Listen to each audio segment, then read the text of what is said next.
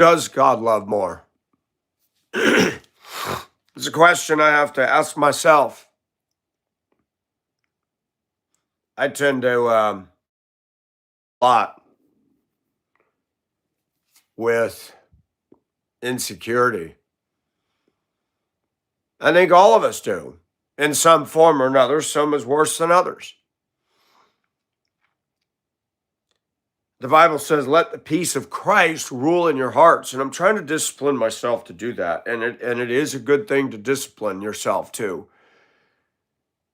But I admit, yesterday something happened that was quite telling. I want to build up the backstory for you a little bit. There's a guy that I work with, 6 years younger than me, looks older than me. He's not the most motivated guy. He's not somebody I would ever be friends with in my own time, simply because we are extreme opposites of each other. When I first started there, I respected him. He seemed okay. And it didn't take me long to realize that he wants to make everybody his slave and do the easy work. And everybody has noted that. Everybody has noted that at my place of employment. And the best way I can deal with him is not. And I don't go to him anymore. I don't talk to him. He's just a problem. And yesterday I was doing fine. And right behind his department is a mess. And in fairness to him, he's receiving and he has to enter a lot of stuff in the computer, but he also has items, pallets, and overflowing pallets and boxes of stuff. And there's 2 aisles that are so blocked up. One, you cannot walk down or get down at all. And you're forced to climb up the front of the ProMaids to get stuff. Yesterday, I had to find 2 nuts. And I climbed all the way to I. And we're not supposed to be doing that. And there's so much stuff in the way in one of the warehouses and in his area that you're forced to. Yesterday, I went up. And I didn't go to the top, but I went just where I could see the boxes. I'm like, okay, it's not in here. I went to one of the owners and I said, hey, I can't get up there cleanly. And I said, I keep climbing up stuff, but I did this the other day and I really don't want to fall from 30 feet up. And I'm getting concerned. And he goes, no, I don't want you climbing that high. So he said, where is it? I said, all the way up there. And he says, no, I don't want you climbing that. And the guy had his back to him at his computer. And I'm going to be honest, my observations, this guy does not work hard. His productivity in a day is pockmarked with a lot of wasting time and talking and BSing and walking. And I've noticed he started picking up his feet. Maybe he's listening to my videos. It was made known to me by somebody the other day that, oh, I already know about your channel. I looked it up right away when you told me you had a channel. I said, really? I said, so you see my dress? I don't even care about that.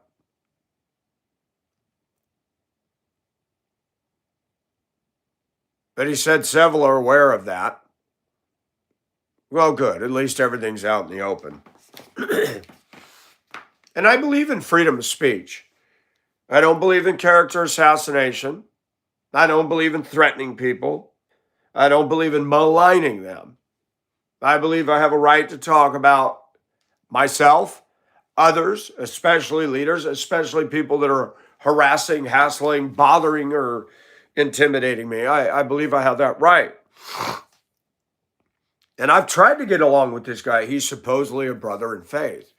So the owner called him by name. He said, could I have you clear this? You can't get up here with the scissors left.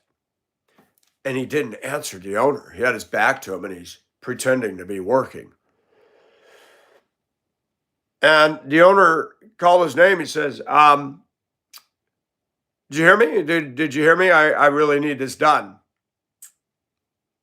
And he grunted. Yeah.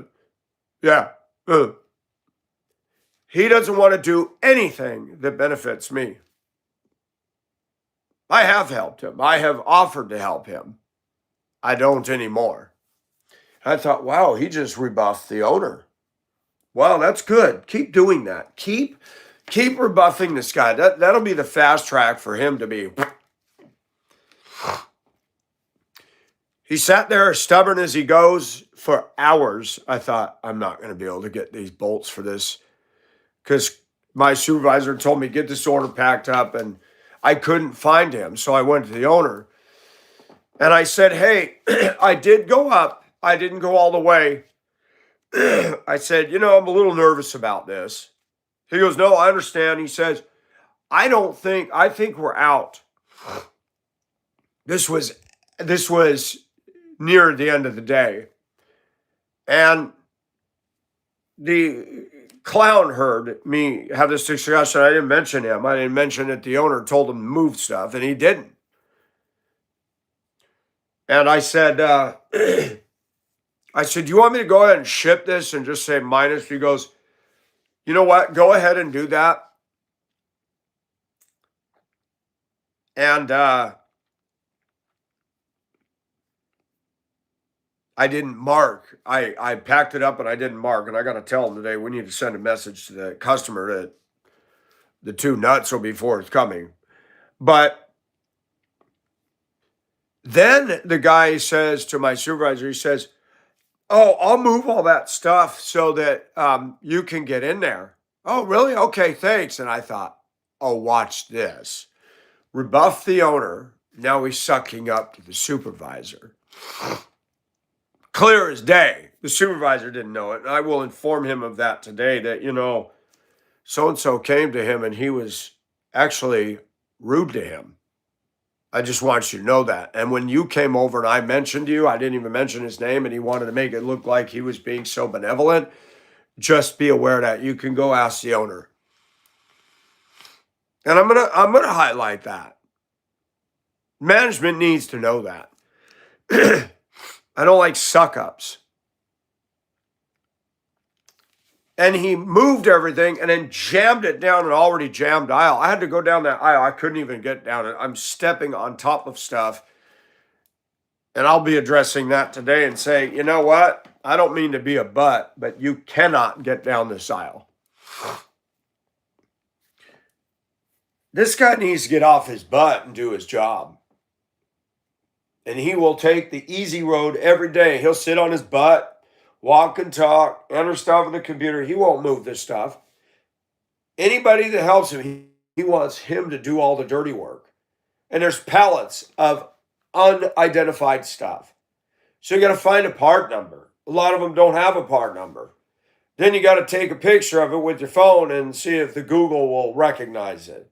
It is a tedious process. And if you got a metal wire crate full of parts and things, and you're like, oh my gosh. And my philosophy is, go get one of the trailers, pull it up, put all this in the trailer, and then we'll take one trailer at a time and get this stuff out of the aisles.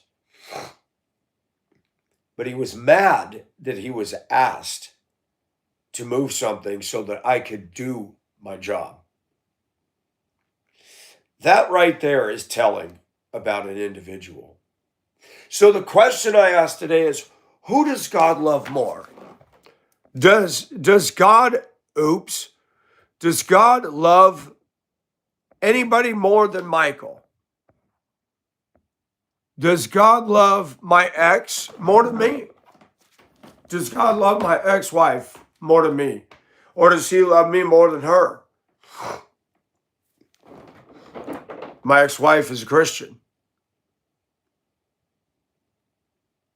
No, he doesn't love her or more or me any more or less. What about this one? Does God love this guy more than me? Pretty handsome.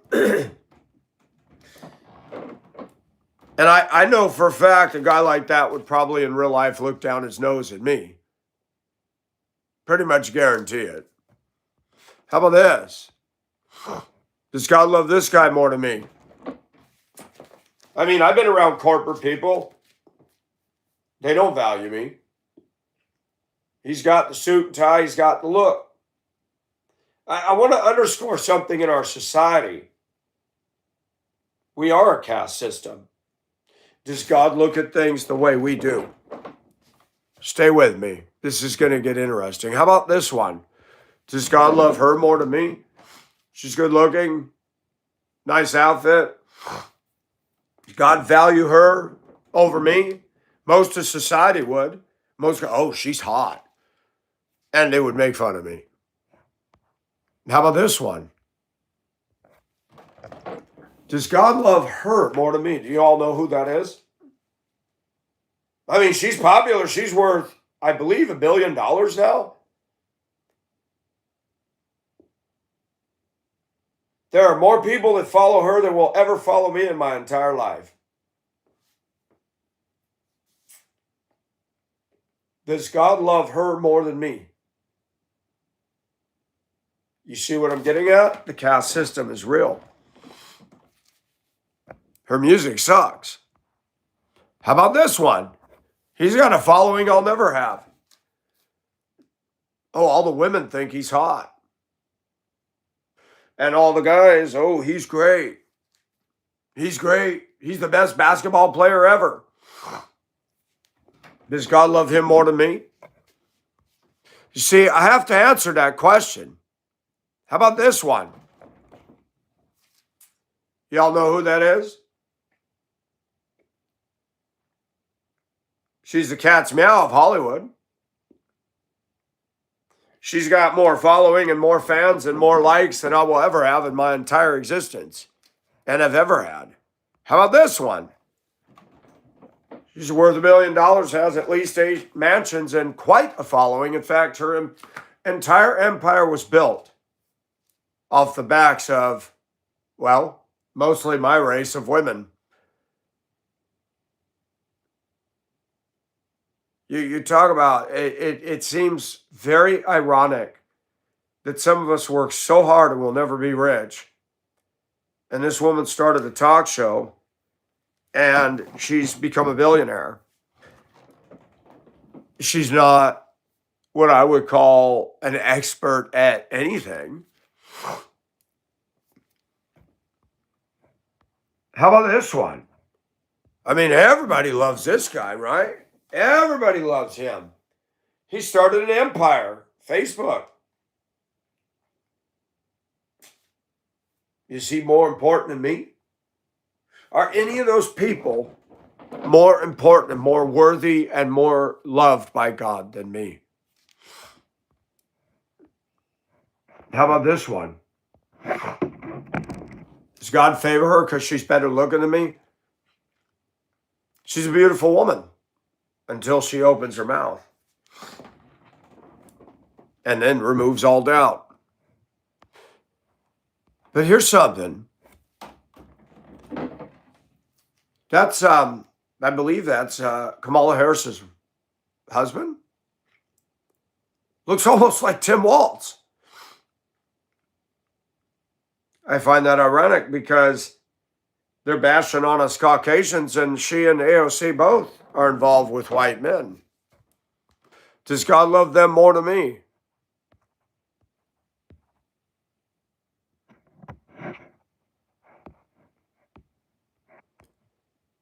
Does God love me more than her? Does God love her more than me? I'm trying to do like the eye doctor when he flips the little things and you got the thing and this one or this one, this one or that one.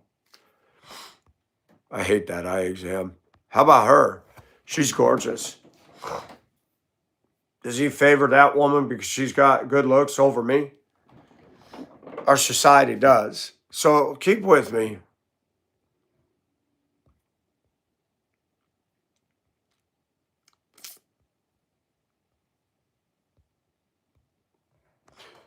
How about this one? Does God love me more than him?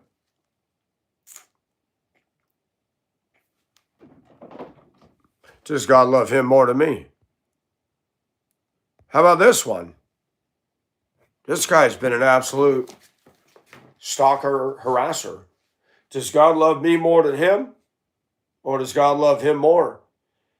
And that is a good thing to ask because God hasn't stopped him. God has not intervened and stopped his insane stalking, death threat, harassment, madness. 11 years. Does that mean I'm out of favor with God? Does that mean that God is done with Michael Nelson? These are good questions to ask ourselves because if we were to view things on a superficial level, we might as well just pull the pin on our life. But we have to read the Bible. We have to ask some questions. If you're trying to do something for God, you're always going to have an adversary working against you. And if you don't have anybody working against you, it's probably because you're not walking in the Holy Spirit and you're not being used by God at all and you're living 100% in the flesh. And I'm here to tell you, you can live in the flesh and everything seems to go very well as a Christian. When you try to live for God, the devil is right there and he will use other believers and he'll use non-believers to vex your spirit. He will bring other people, even in the church, to rattle your bones. Why? It's all part of the process. Does that mean God is displeased with me? Does that mean that because this guy has absolute sway on the internet, that God favors him over me? It would give that illusion an impression, wouldn't it? How about this?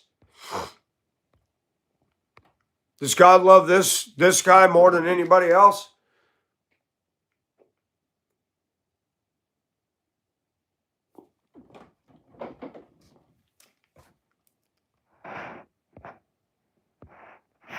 How about this guy? He was in the military, flag waving American. His mommy's so proud of him. I don't know what that sore is on his lip. I shudder to think with the lifestyle he's involved in. Does God love me any more than him? Does God love him more than me? I got to be honest. I'm glad I'm not God because if I was God, I think that my view of things would be pretty fair, but that's the problem. We're not God. The channel's growing.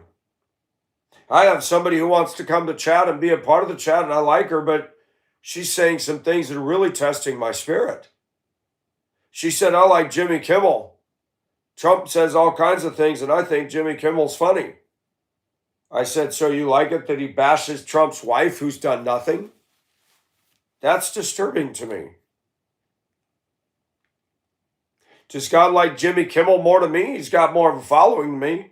He makes more money than me. It seems to me that Jimmy Kimmel has got way more financial blessing than I'll ever have in my life. Think about that. Think about that, folks. I mean, if we were to weigh things on a scale, what is God after?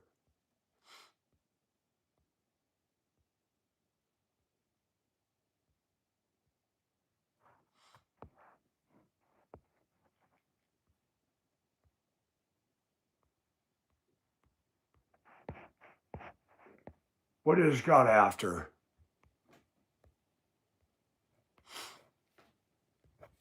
I tell you what, when I became a Christian, that's a picture of my life.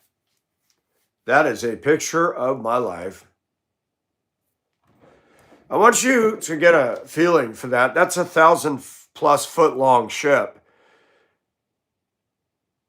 And if you look at those smokestacks are huge. I've stood in between them. I've walked the length and depth of that ship. And that bow, and you can see the mast, that bow is completely under the waves. And I want to give you an idea of just how massive that is. I want to show you something.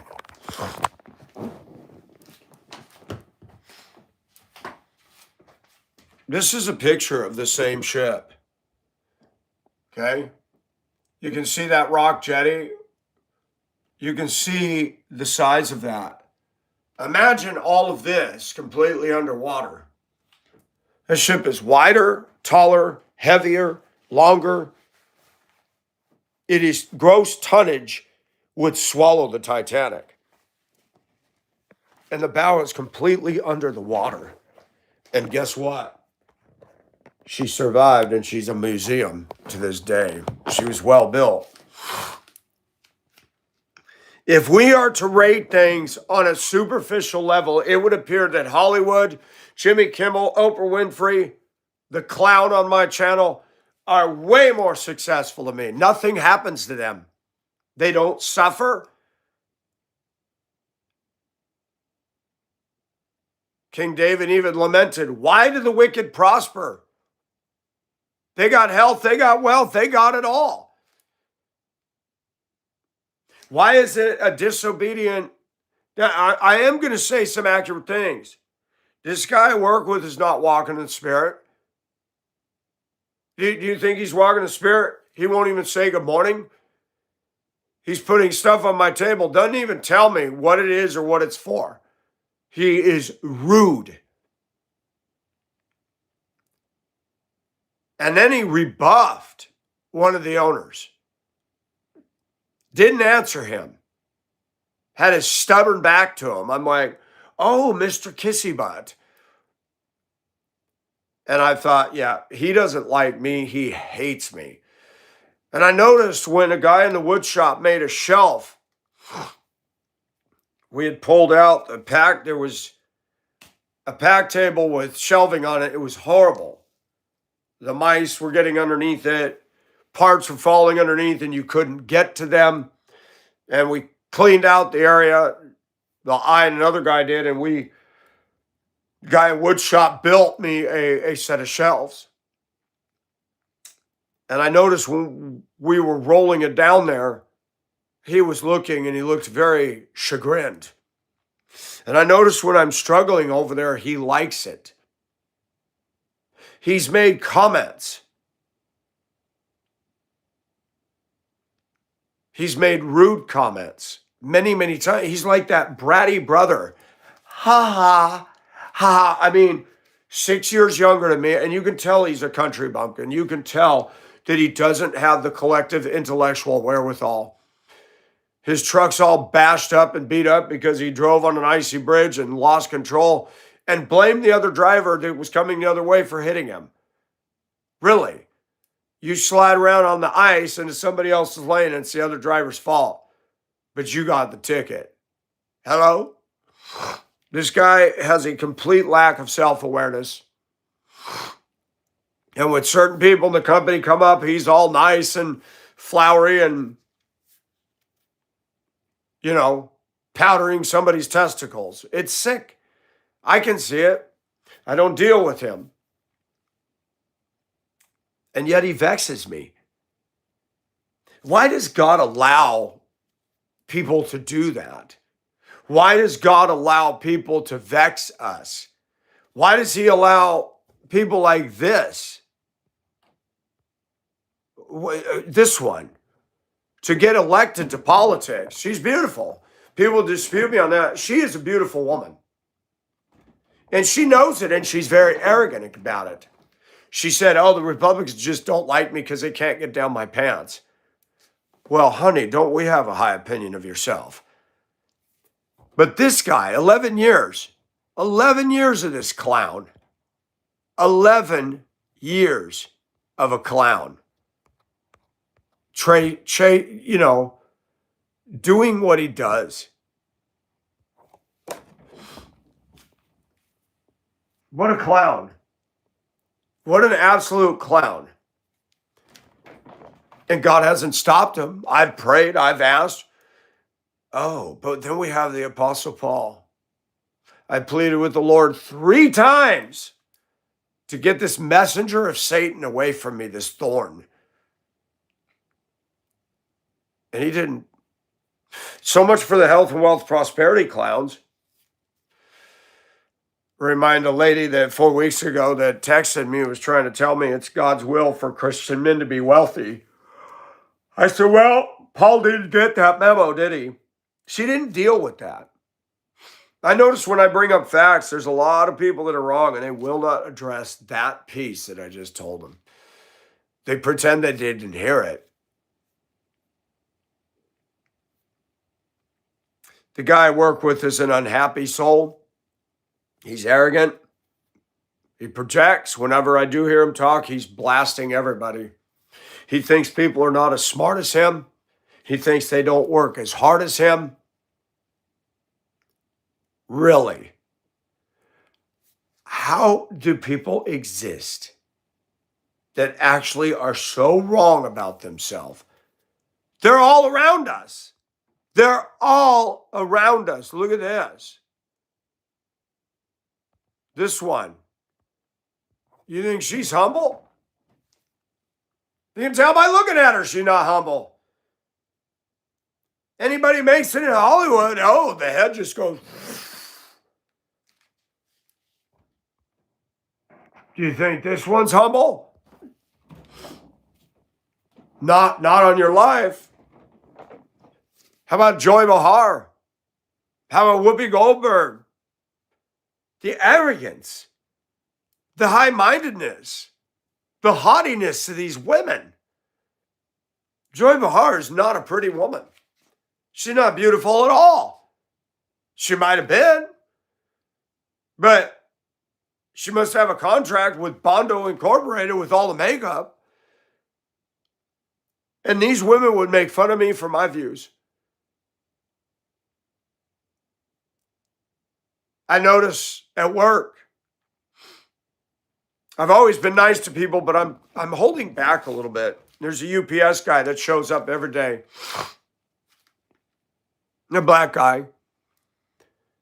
And he'll say hi to all the brothers. And I've noticed that. I've noticed just being very honest. The blacks greet the blacks. It reminds me of living in Virginia and Hibbing, Minnesota. The people only speak to people that they know. I heard that said. I don't know him. I don't know her. Somebody said good morning and you can't respond to that. Well, I don't know him. I remember in Hibbing. I remember up in northern Minnesota. I'd say, have a nice day. I will. That was women's response in northern Minnesota. And they vote for this. Let me emphasize that. Northern Minnesota. You have a nice day. When I drove the bus and teachers would ride, you have a nice day, ma'am. I will.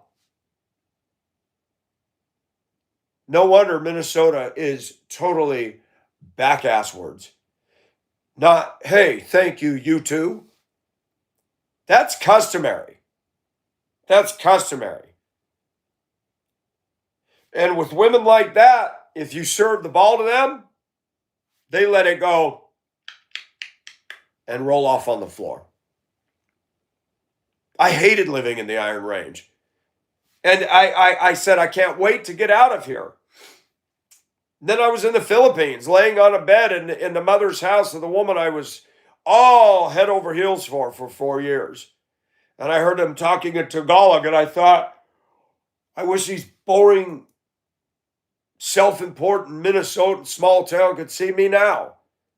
They wouldn't care.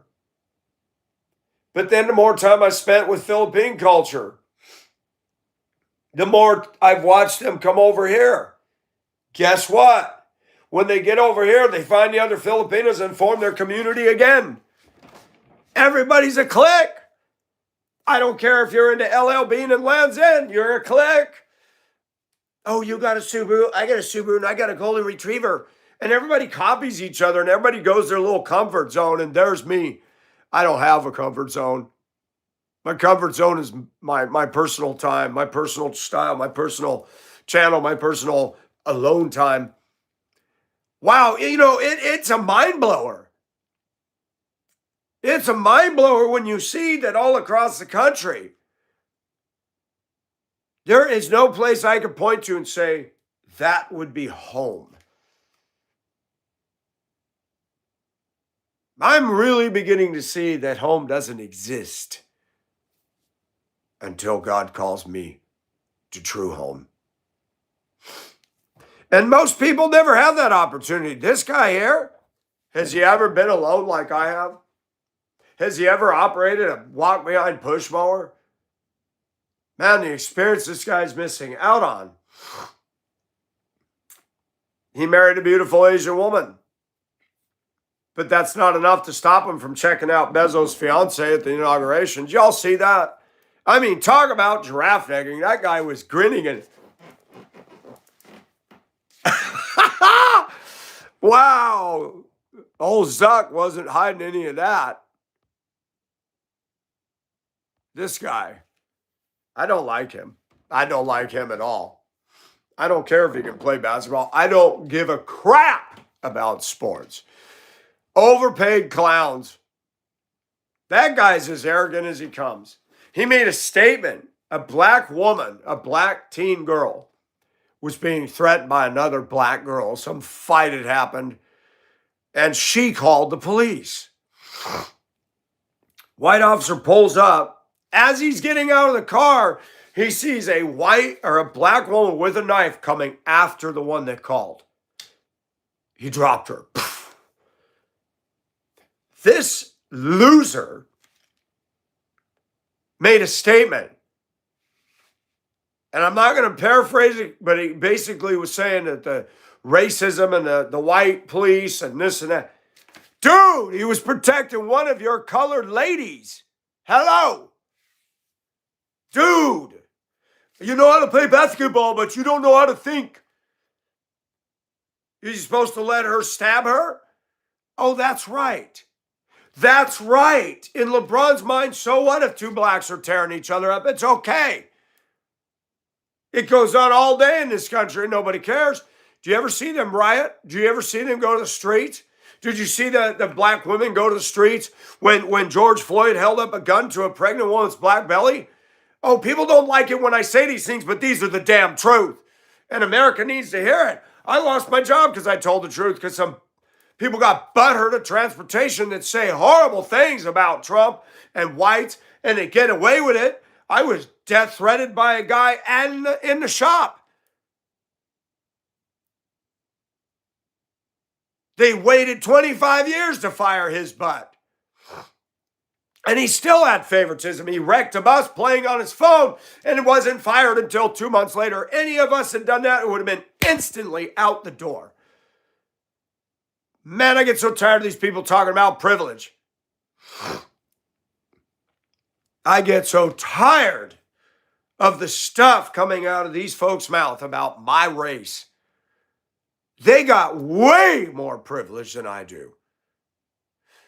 The UPS driver says hi to all the brothers. He don't do it to me. I've been nice and said, hey, man, flatlined.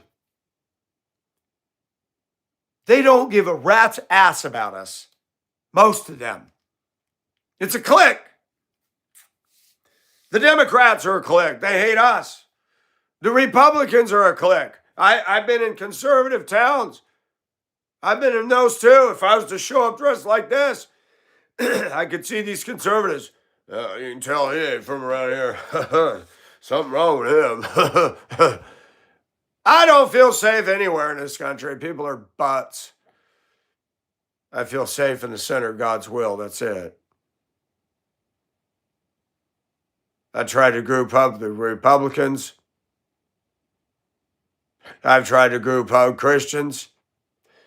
And for the first time in my life, this channel's drawing good Christians that are real about things, and I've got some friendships that way.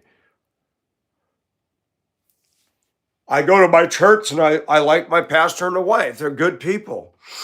God has called him to preach.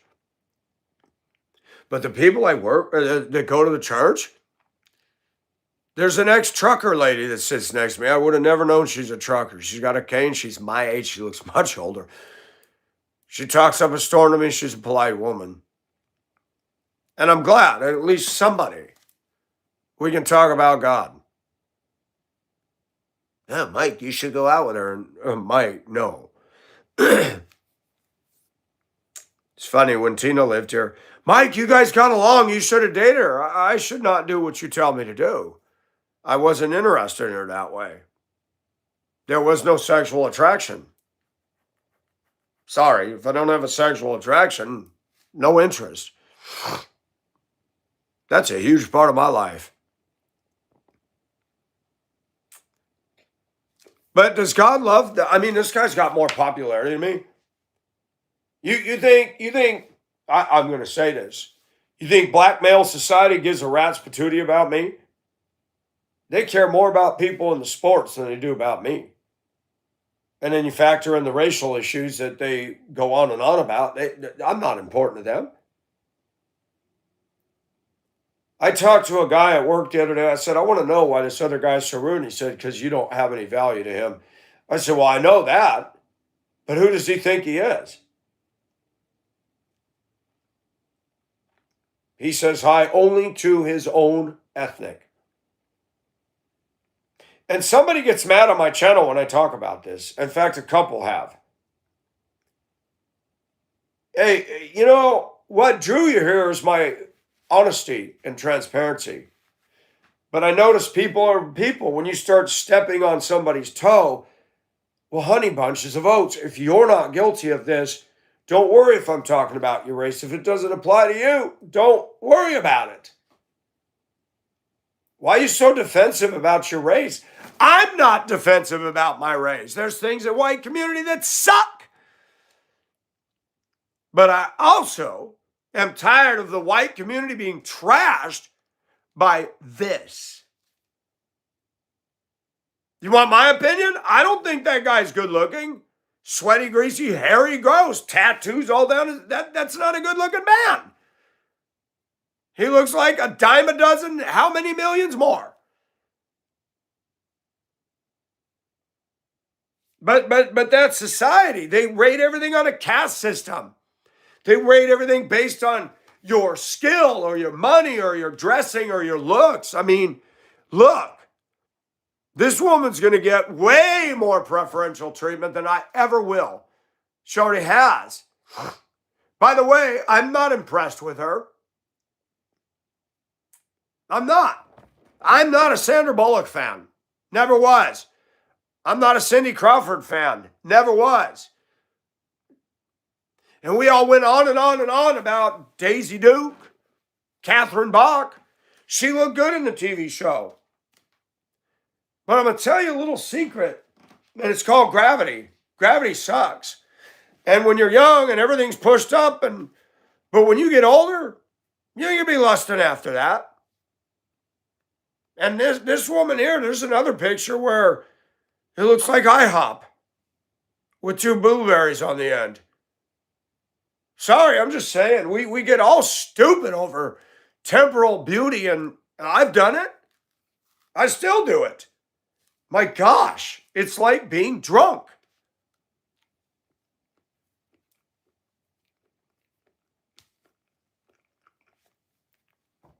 Does God love her? Or her more than me? I don't think she's hot. I don't. I never did.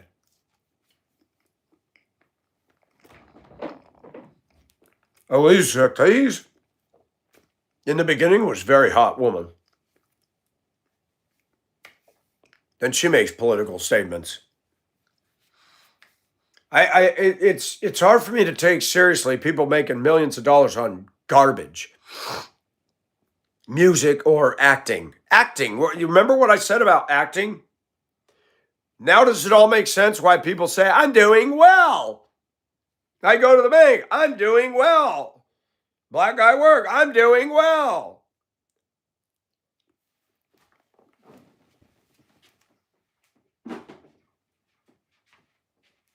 I noticed that the secular world loves to copy and think that they're hip and in vogue.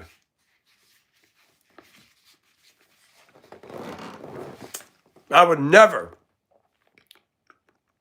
live in Hollywood. Never live in Beverly Hills 90210. I've always wanted an old caboose for a house. That pot-bellied wood stove in there. I would enjoy living in a caboose. Talk about easy maintenance. Talk about easy heating and AC. I want to go green because utilities and cost is going up and up and up and up. And a big house like this, that poor air conditioner is working hard in the summer. And I got my temperature set at 79 and 80 degrees in the summer. Mike, trust and belief. It gets so hot in the summer, it feels good in here. You can't put that down to 68. That thing would never shut off. And the compressor in an AC is what eats up your bill. It's not the blower. The compressor is what kills your electric bill. And I wish I was smart enough to revolutionize the heating and AC industry. I wish I could come up with UV resistant siding and roofing. I wish that I could pull it off. I'd be worth more than these clowns. At least it'd be a tenable, usable, practical thing that would help people. Years ago, I don't know his name, but there was a guy that had a big boat car. And he went 100 miles on 2 gallons of gas. 70s car. He ended up dead. There's been speculation the oil companies kill him off. I don't believe in this electric crap. I love certain things about electric. Like when I'm on the electric forklift and you push that thing, it just goes. It doesn't have the, guys like their loud diesels, but man, it takes a lot to pull all that dead weight. And electric electric is impressive because you can do direct drive to the wheels. It's too bad it's not feasible. But America had it. The Democrats, the unions shut down the streetcars. Remind them of that. It was not conservatives that shut it down. It was the big GM. GM has always been union boys. Look it up. They bought and shut down America's streetcars. They were electric. They were efficient.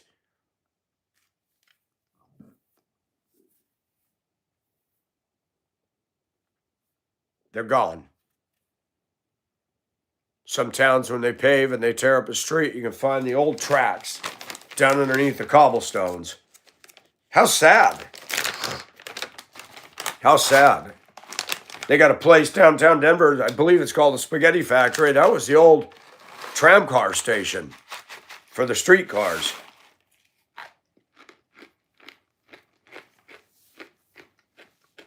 Now we're slaves to automobiles. Car payments, insurance, maintenance, license. It's ridiculous.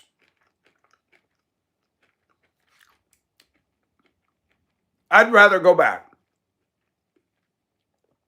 I'd rather go back and jump on a streetcar and not be burdened with a vehicle that's just a waste of money. You think about what you pay. And Americans love their wheels. Look at a Silverado now, $80,000 to $100,000. Are you serious? You want to be a slave to that? It's stupid. Give me the streetcars.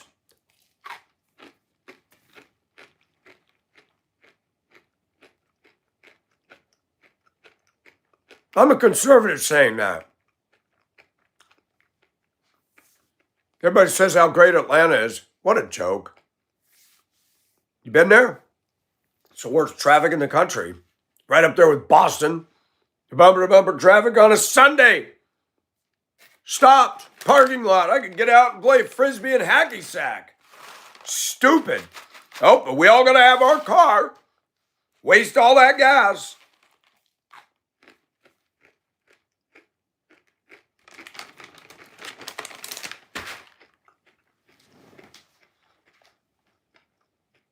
For God so loved the world that he gave his only begotten Son, that if Cardi B believes in him, she should not perish but have everlasting life.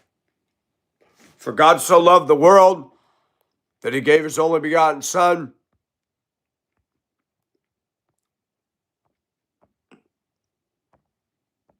that if this clown believed in him, he should not perish but have everlasting life. Who does God love more? God is not a discriminator. He wants a relationship with every person in the world. Does he love this clown at work more than me? Does he love me less? Is God on his side because he's acting like a twerp to me? Now, there's a couple things we're going to unpack here.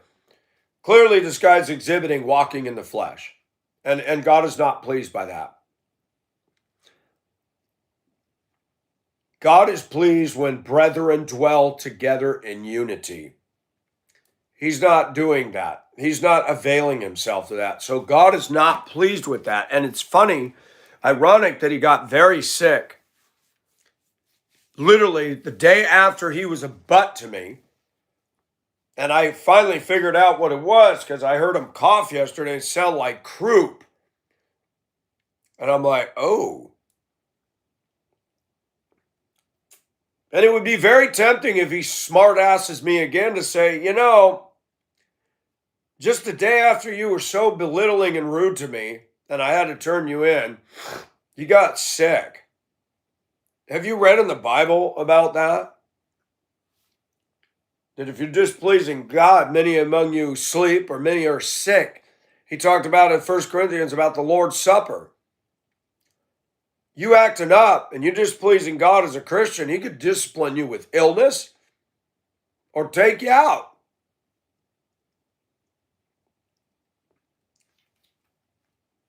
And what do I have to do? I have to give this clown a wide berth because he's got something going on. But I will deal with it when it comes into my lane. And I'm going to make sure that this time I try to keep the focus on Christ. And if he's rude, I'm going to say, are you walking in the Spirit of God today, or are you walking in the sinful nature? And just leave it there and walk away. You can be arrogant all you want. But if you think you're being Christ-like by treating me that way, I work hard, I do my job, I've tried to get along with you. You don't like me. That's fine. I don't care if you don't like me. Oh, nipple slip. I don't care. I don't like him either. That's not a guy I'm going to sit around and have fellowship with. We could, but not when he's behaving like this.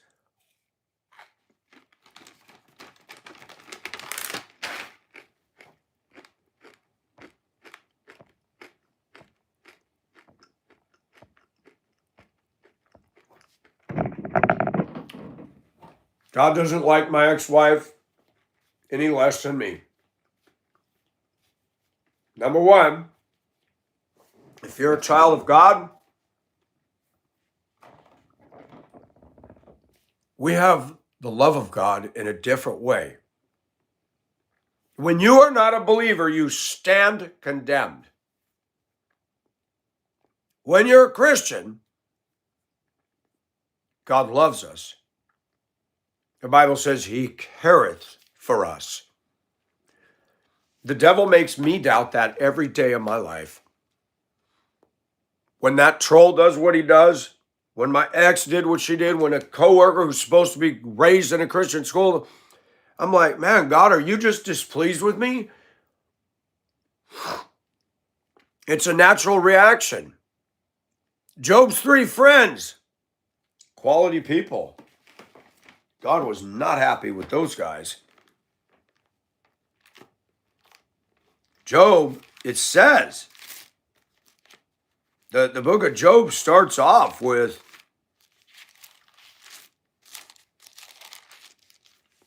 there was a man in the land of Uz whose name was Job, and that man was blameless, upright, fearing God, and turning away from evil. We have an opening statement of this.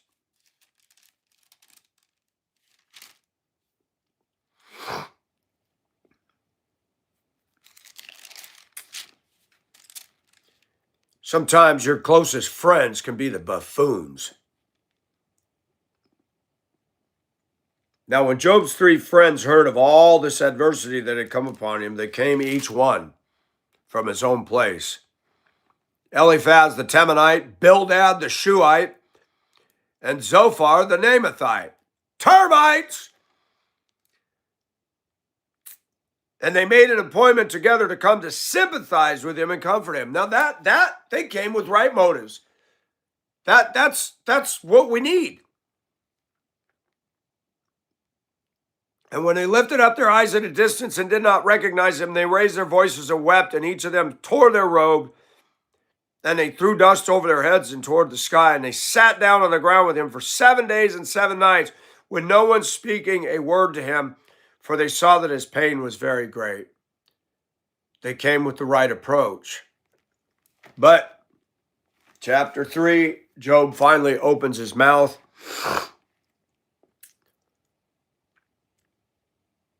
And chapter 4, Eliphaz kicks it off with, "The innocent do not suffer," implying, Job, you must have sinned. You like that picture of my ex? Isn't that awesome? It's a good photo. And yet she's a child of God. Does God love her any less? No, he doesn't. We need to tell ourselves the truth when this stuff happens. We need to stop resorting to, oh, God's mad at me. God hates me. Actually, he may be loving on you more than you realize, because he's bringing that discipline and chastening and bringing everybody, even so-called saints, to just get in your face and be rude. I don't know why he does that, but it doesn't mean he's displeased with you.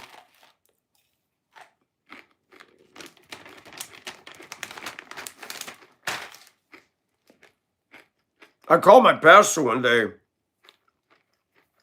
told him about some of the stuff I'm going through. And he laughed.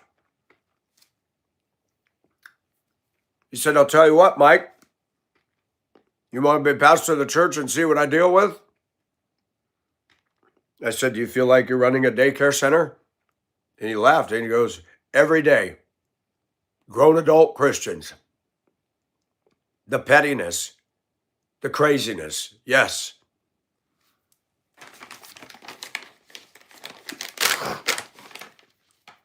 At least my pastor's honest.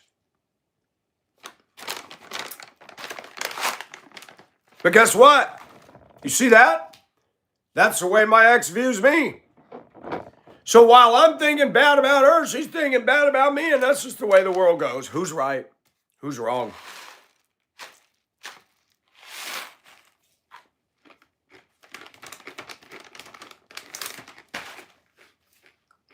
That picture kills me, man.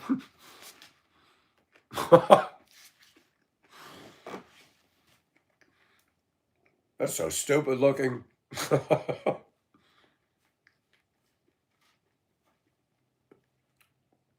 Looks like Grandpa with palms and boobs.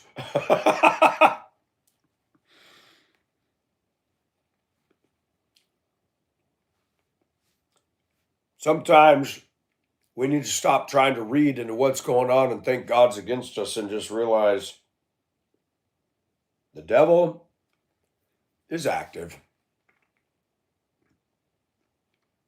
I can't change his coworker. He has that, and he is, and other people have said the same thing. That's what gives me. The guy in the freight office said, he's a snitch, Mike.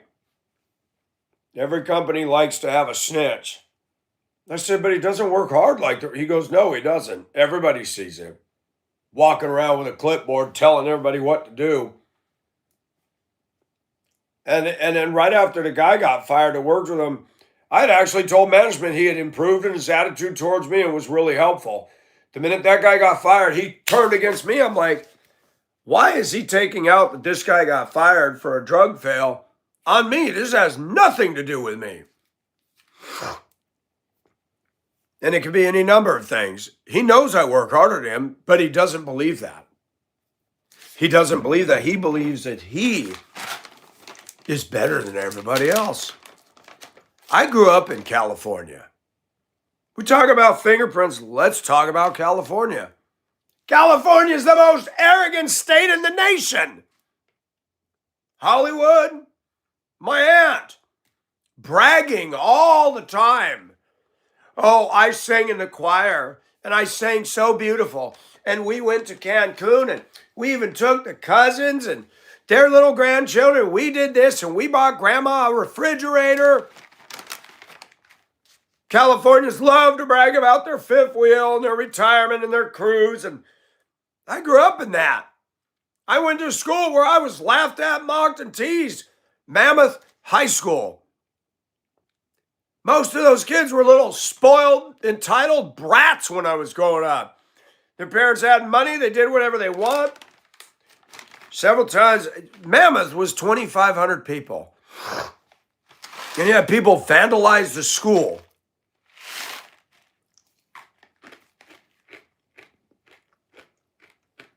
I moved to Prescott in 1983. I was so stigmatized. I was scared to move to another town. I thought, what, are they going to try to beat me up? I immediately got into cross country because I was in cross country in Mammoth. Do you know how long it took me to realize in Prescott, Arizona, they didn't know what I was in Mammoth? They didn't know the way people viewed me. That was the best thing my parents ever did in my entire life because I found Jesus, or I should say Jesus found me in Prescott. And it took me a long time to realize they're not looking at you the same as they are in Mammoth.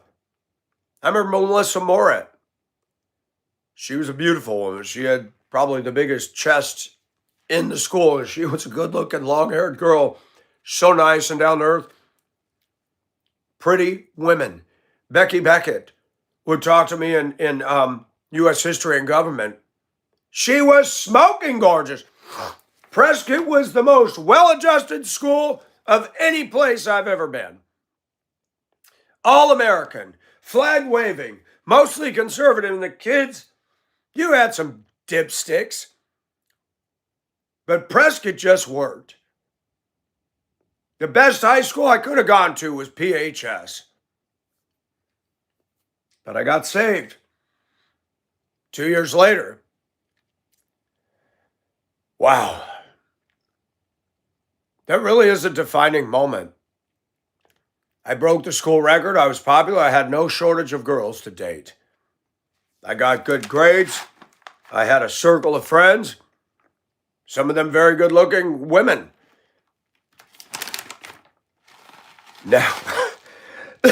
Now, wow. I'm 60 years old working in a warehouse.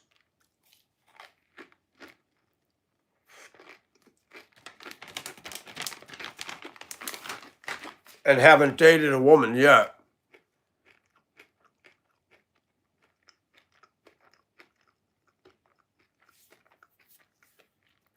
What am I worth to God?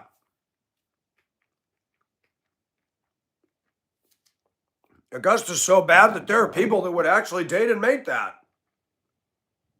I'm not kidding. You got to see some of the dudes and the women around here, and they're still getting some. I would suggest a pressure washer with bleach after you're done for your shower. How about this? God loved these people more than me. Does he love me more than them? For God so loved the world that any Democrat who believes in him should not perish but have everlasting life. We're human. It's okay to talk about the differences. I bristled when one of my regulars who loves to come to chat said, I like Jimmy Kimmel, and I'm going to tell you, I struggle. I'm going to put her on block. I thought, no, don't do that. Don't be like the Democrats. They censor everybody. Let her stay. If she's disrespectful, kick her out. She's kind of on the wrong channel to have that view. But I believe in freedom of speech as long as it's respectful. But I struggle. Anybody who thinks Jimmy Kimmel's good is not a friend of mine. And yet, she comes to this channel. Why? I don't know. Isn't that what I want? Don't I want people who don't agree with me to come and sit and listen? Isn't that what is the best thing? Because America, even the churches, they're preaching to the choir. They attract people of like minds. And it never grows. So I got to be careful. Now, people are spewing hatred and disrespect to me. They're out. And that goes for conservatives and Christians who I've had to block. They want to remind me again and again of Deuteronomy 22:5. I know the verse inside and out. You don't have to tell me.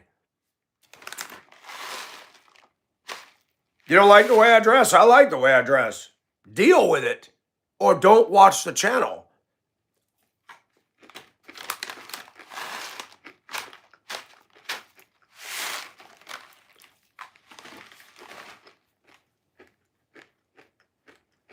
God is not a caste system. God is not a caste system.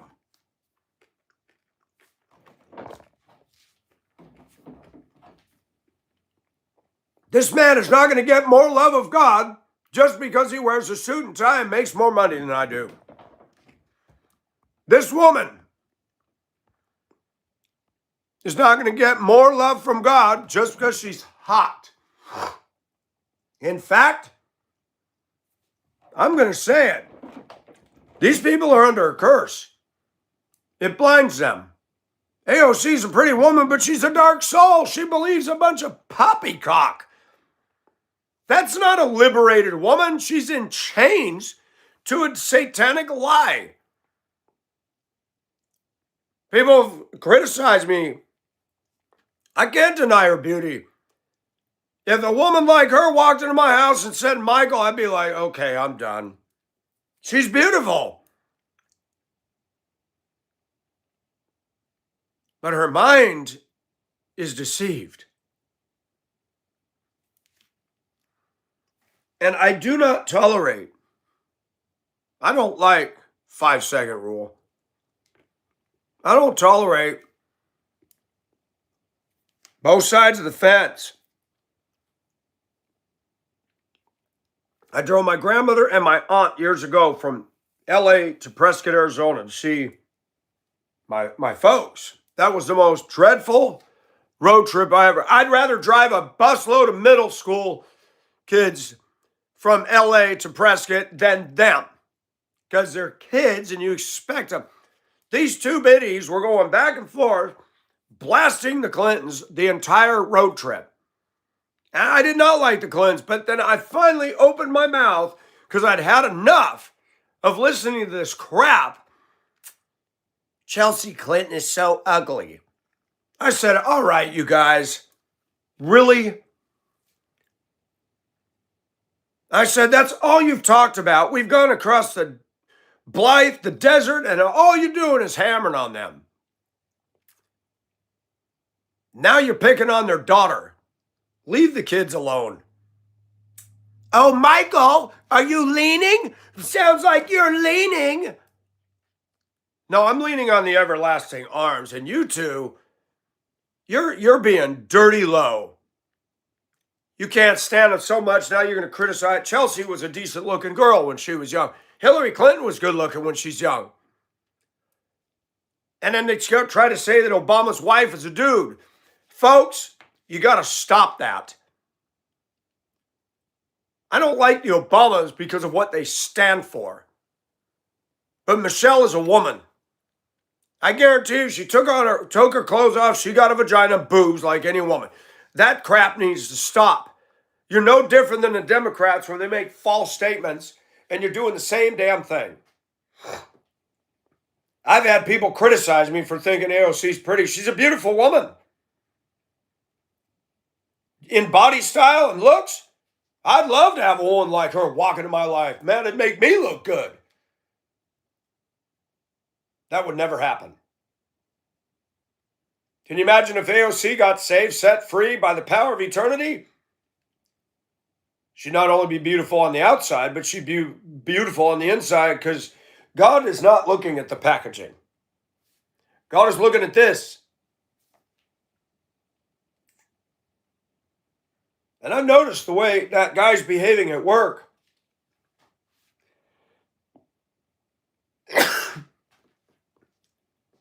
He's a brother in faith. Excuse me. By the way, you guys think that I'm got this and that. The allergies are so bad in Augusta. People are sneezing and coughing more than me. They got eye problems, nasal problems.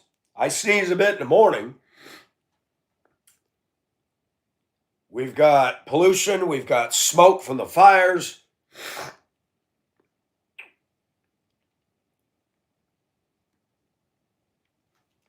On my channel, I'm going to keep it real. I'm going to tell the truth about both sides, all races. And if somebody's black and is offended because I talk about the blacks, well, you're not being fair. Because I've heard your community go on and on and on for decades about us whites. You don't get to have the floor, and we don't have a right to respond. This is America. That's apostrophe America. You want freedom of speech? I get the same one. You talk about us, I'm going to talk about you. I'm going to hold up the full view mirror in front of your face and say, look at you. Look at yourself. Because I do look at myself. Myself is pretty piss poor. I made a lot of mistakes. I've sinned and sinned and sinned as a Christian. I try to treat people right.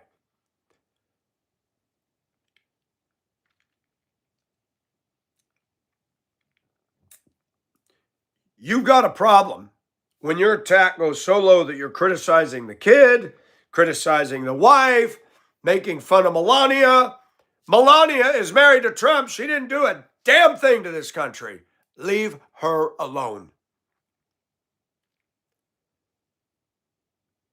And any woman on my channel that supports what Kimmel said to her, you got problems. Both sides of the fence.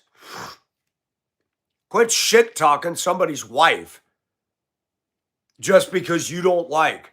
Now, I will stand against Michelle on her stances. Was she wrong in trying to create healthy lunches at the school? No. Have you seen what they fed them for years? Was she wrong for that? They're giving the kids crap. But guess what? Parents give their kids crap. You got kids growing up on fast food.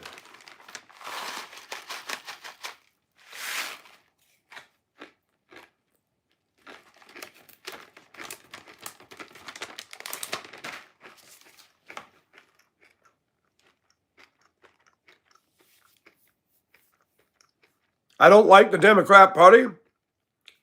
They have proven over and over again they're destructive to this, to the Constitution, to true freedom. And that's why I'll never get behind them. Quit saying Michelle Obama's a man. That's not okay. That needs to stop. And my grandmother and my aunt were persnickety, aged up, bitter roots when it gets so low as to talk about Chelsea, who was still a kid at that time. Now, I got a problem with Chelsea because she's made some political statements. I'm like, you're wrong. And I do believe a lot of older Democrat women are not gifted in looks. You can't say that about this one. She's smoking beautiful. And I met a lot of conservative, God-fearing women that look like they've been baptized in lemon juice. And they're biatches and think that's a fruit of the Holy Spirit, and they're not nice. I've been around Christian women and think they're more worthy to me, and I can't even get a date with them. What if a Democrat woman looked just like her and was staunch on fire for Democrats but fell in love with me? I don't agree with you, Michael, but I love you. What am I going to do with that? Hate on her? Things change when you've been alone as long as I have. Would I date a Democrat? I'd date her. Marry her? No. I'd say, I can't marry you with your beliefs. You got to be a Christian. That's huge. If you're not a Christian. But Michael, the Bible says, do not be unequally yoked. It does. But you go date most Christians, you're unequally yoked. A lot of Christian women today are extremely immature, juvenile, and never grew up. You date them, you're taking a major step down. Now, I haven't dated.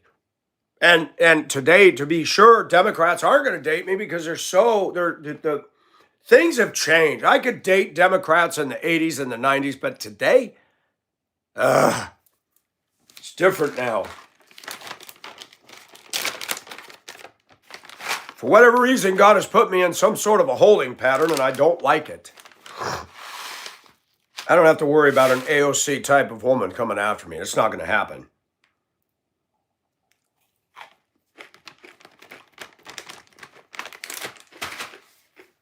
I could look at images on the internet of women that look like her with no shirt on and rub one out at the thought.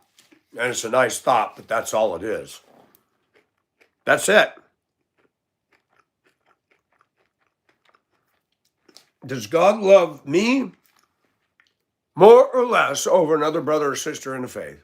Nope.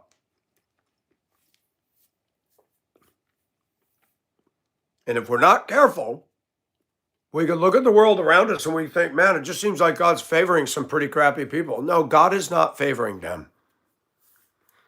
Always tell yourself what I hear the black people say it all the time, and we need to say it, the devil's a liar. The devil's a liar. I heard it at transportation. They would say, the devil's a liar. We need to say it out loud. The devil's a liar. So this one prospers. This one's doing she could say, I'm doing well. I mean, she's cleaning up to the bank. It's a nice picture. She's smiling, looks upbeat. Have you listened to her music? Her music is the dashboard of her soul. And I judge her based on that. She's a stumbling block to children all across the American landscape. She doesn't promote ladylikeness. She doesn't produce anything godly because she doesn't have fruit in keeping with repentance. Cardi B needs to get saved. Cardi B needs Jesus Christ. Would I date a Cardi B in real life if she was saved? Cardi B is not my style. She's not my cup of tea. But wouldn't it be awesome if I could have fellowship with her because she became a sister? I'd love to sit down and talk to her if she got saved. That'd be one powerful get-together. No, God doesn't love me any less just because it seems like a brother's being a butt-of-saurus to me. That's just people. People have free will, and I hate to say it, sometimes you'll get more persecution from other believers than anybody else, and it doesn't mean you're walking wrong. It just means you got a bunch of immature Christians out there that are not walking in tune with the Spirit. The Bible is constantly talking about walking the Spirit, and we don't. I don't walk in the Spirit every minute of every day. The minute somebody says something to me, and I'm out there in traffic, and somebody honks, and I go, whee! That's not walking in the Spirit. It's discipline. I have to tell myself, don't flip the bird. Just look at somebody and go, learn to do that. When somebody's being rude to you at work, why don't you try that? Love you, honey bunch. That'll tear them up. We got to reinvent the way we deal with clowns. The circus quit a few years ago. There's clowns running all over the streets looking for a job. And they're in our workplace. They're everywhere. And they're freaking clowns. They're all over the internet. I'm growing too, folks. So if I don't do everything perfect, don't sue me. We trying. God's not done with me yet. What about, I'm going to show this picture. This is a friend of mine. That's Pond. I think she's pretty. Pond is cool. She got a boyfriend. And Pond has had to battle some difficulties in her life. But I'll tell you what, her laugh is infectious. She's half my age. I thank God that I haven't become an old crusty person that hangs around a bunch of old crusty people talking about Plavix, knee and hip replacements, and I can't deal with that. I'm glad I'm still young looking so I can have an inroad with young people, because you know what? If we don't pass the baton to younger generation, we're cooked, we're done. Josiah was 8 years old when he became king of Israel. I love Pond as a friend. Thanks for the picture, Pond. You're a cutie. You are an absolute cutie. Do we value people different than us? Do we?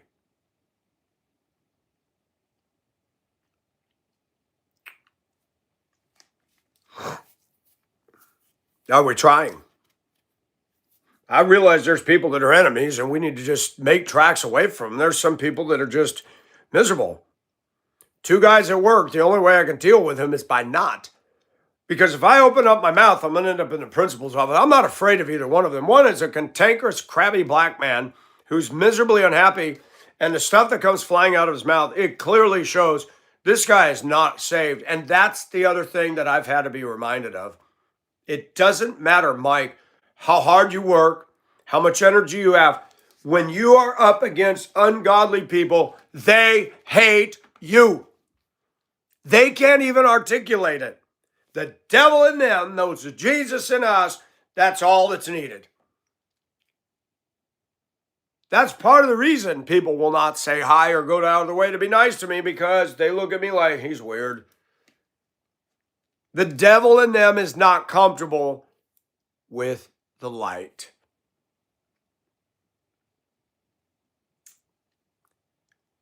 A lot of animals are nocturnal. You shine a bright flashlight in their eyes, they're going to run away. The world is nocturnal. They live in darkness.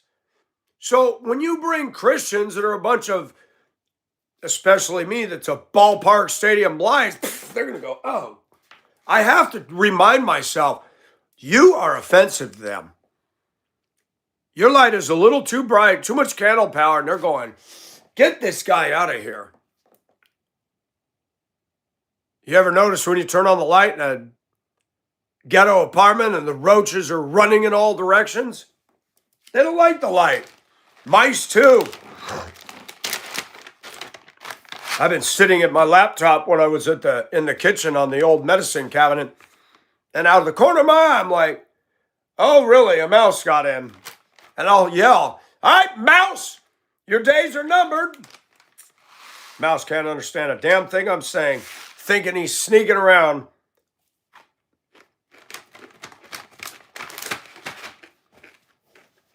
You're going to hate me, ladies, but I love those tar pit traps. Love them. I put an almond right in the middle of it. I love tempting little beasts like that. And I've learned something even from trapping vermin. They live by their mouth. They're too stupid to realize you step in that, it's over. Oh, crap, I can't get my foot out. Let me see if I can get the other foot. Oh, now I'm stuck. And you didn't get to eat the nut. Bye, mouse. Got one in my closet one day. I didn't shut the back room door to the hall. It was a nice fall day, and I had half a wall torn open, 12 feet of wall wide open, replacing frame members and then putting the tar paper in the T111 siding, and in that time, a mouse snuck in. I come in after work one day, go into my closet to hang my clothes, and mouse jumps off the shelf scared. I'm like, what the hell? He went through a bag of my dang Cape Cod chips. And I yelled, "You ate my Cape Cod chips, mouse, you're going to die." And I started moving, and he ran around and ran out the door. But I had this door shut. I thought, I've trapped your sorry butt in here. He ran back under the door, and I put the glue traps in there. Took me a week. I took all the food out of there because I used to store it in here. And I learned plastic tubs, potato chips, any boxed foods, anything that can be eaten through plastic tubs. I open up the closet one morning when I get up, and here's the mouse butt hanging off the glue trap, and the thing's thumping away. I'm not nice to mice. No. I just said, "Ha! Game over!" Oh, the burn barrel's still hot. Picked up the edge, walked out. Bye! People say, that's cruel. They're pests. I deal with pests. People pay big money to bring in Terminix or other people to deal with that. No, I take care of that myself as much as I can. Wasp nests? I love messing with those. Remember Calvin and Hobbes? That big old smile? I grab a stick in broad daylight with my shirt off and go up under the eave and go and run. I studied that stuff. I was a brat kid. I was at a summer camp one summer to Mount Shasta Wilderness, and there was a huge piñata hanging under a tree that you had to go down the trail to get to the boys' cabins. And I thought, ooh. I went back to the cabin by myself to get something, and I saw that thing, and I thought, that thing bothers me, and you could see them all. Zzz. I got a big long stick, and I went whack. I couldn't knock it off. And I went bam, bam, bam, bam, bam, and I ran. Well, that pissed off everybody in the hive. And I was in the cabin getting something, and then I heard all this screaming. The rest of the kids had come down the trail, and they were getting blasted. Everybody was getting stung. Mike, them bees are all coming. I said, they ain't bees, they wasps. I didn't tell anybody. I whacked this. Michael has a guilty, and it's in me. God put it in me. Sometimes I stir up a hornet's nest, literally and figuratively. When you tell the truth, you're going to piss off the hive wherever you live. Jesus did the same thing. He went right after the biggest hive problem, the biggest wasp problem, the one that were stinging everybody, and it was the religious elite Pharisees. He was out there healing people, doing good, and these guys were just, oh, you're doing what's not right on the Sabbath. Oh, you must be casting out demons by the power of Beelzebub. You stupid people. You're so stupid. If I can cast out devils by the power of the devil, how does a house divided stand, morons? I got to imagine. Can you imagine if we had emojis of Jesus?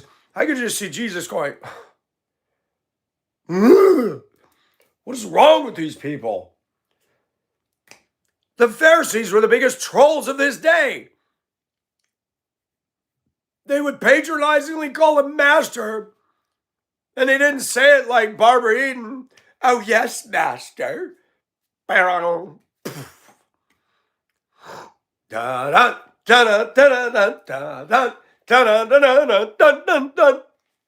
Barbara Eden was smoking hot. I'd love if a Barbara Eden walked in my life and said, Michael, I love you. I love you too, Jeannie. And you're my genie in a bottle. Mm-mm-mm. We live in a stupid world. You can be doing all the right things and have the fires of hell thrown at you and think that there's something you're doing wrong. That's the devil. My mother had me so convinced I was worthless all my life. She said that whenever I would get upset about something, she'd say, you're acting flibbity-gibbet. You must have gotten off your diet. Do you know how many years it took me living alone that I had to retool myself? No, I'm getting angry because this bothers me. And it really came into play when I drove a school bus. I was so proud to be a school bus driver. Imagine me at 60. Imagine me at 23 years old driving a bus. 24, excuse me, 1990. You think I'm young now? I looked like one of the high school kids.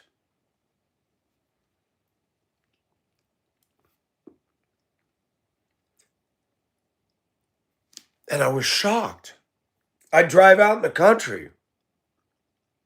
People that were respected out in the country would blow through my stop sign with kids in the minivan. I'm like, why are people going through my stop sign? They can see me a mile away. And I'd start feeling that anger. And my mother had me so conditioned when I got mad, I must be off my diet. And you know, when I moved to Duluth, I was down to spinach noodles and oatmeal. Believing everything was an allergy. Maybe I'm allergic to potassium. I kid you not, there was a woman I worked at Baxter. I said, maybe I have an allergy to potassium. She looked at me with the most goofiest face. Come on, Michael, nobody's allergic to potassium. I think you're taking this too far. One of my buddies at that place said, are you eating spinach noodles again? He'd say, you eating spinach noodles again? Yes. Man, Mike, it's amazing the psychological prop wash that comes for years after abuse.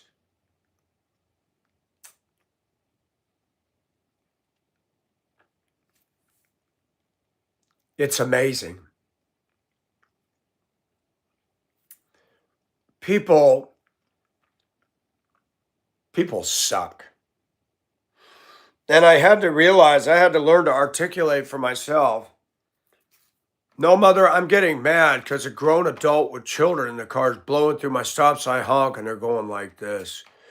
It has nothing to do with a food allergy, Mom. This is incensing behavior. Northern Minnesota, which is Democrat. You know, they're all about no one's above the law. Watch the number of people, Democrats, that run through my school bus stop sign. Democrats who own the school system. Democrats who vote liberal. They care so much about our kids, right? That they allow abortion, 61 million deaths of children, and they run my school bus stop sign. And I'll tell you what, I've seen a lot of stuff out my windshield, and people can talk a lot of smack to me, even ones that are on my channel. If I say anything about the Democrats, and they're there to say, you're the one promoting hate. I'm not the one promoting hate. I'm reacting to the hate they're dishing out. And I'm talking about it. And people who are pro-Jimmy Kimmel and pro-Democrat, they don't want to hear the truth. They want to hear me blast everybody else. Look at Jesus. He had a following. And Jesus, imagine if he was at Facebook back then. Oh, he did all the likes, gone viral. But watch what happened in the life of Jesus. 3 years he had his ministry. He said, you did not come to hear what I have to say. You came because you ate of the loaves and were filled. Jesus shot right through their motive. The crowd showed up because they're like, ooh, free lunch, welfare. And if you notice, the closer he got to Jerusalem and the crucifixion, the crowd started to thin. Master, know you not that the Pharisees were offended at what you just said? I can imagine Jesus said, oh, I'm well aware of that. That's exactly why I said it. I often wonder, what would it be like if Jesus were to show up right now in this room and face Michael Nelson? That'd be really intimidating. You know how many times I wish he would do that? I want to hear from him without all the voices, opinions. Opinions are like butts. Everybody has one and they all smell. What would Jesus say to me face to face? Am I so devoted to prayer that I can learn and ascertain that? Not yet. I love it when people get on my channel and they say things like, oh, I heard God today. He was speaking loud to me. I saw a vision of angels at the foot of my bed. Liar, liar, pants on fire, hanging from a telephone wire. I don't believe that. We got to be careful that we don't read into everything that's going on. Oh, I saw a U-Haul truck go by and it said Akron on the side. That's where God wants me to move. Watch out. Those are the same people who see Jesus in a tortilla or a taco. Run. How does God operate? He does things decently and in order. He often operates off that still small voice. And if we're not walking with him, we're walking in the flesh. And if we're walking in the flesh, we probably can't hear him. And when you got coworkers acting like a jerkosaurus, they've given you permission, if they're a brother, to start speaking a little of God's truth. Say, are you walking in the flesh today, sir? Because I came in here with a good attitude and you're talking rude to me. Is that what Christ would have you do today? I need to try that and see what his answer is, if he'll even respond. You know, I'm trying to make sure my attitude reflects God. And you're not being very nice to me. Why? I've watched his interactions with others. Doesn't seem like he had a strong father figure in his growing up years.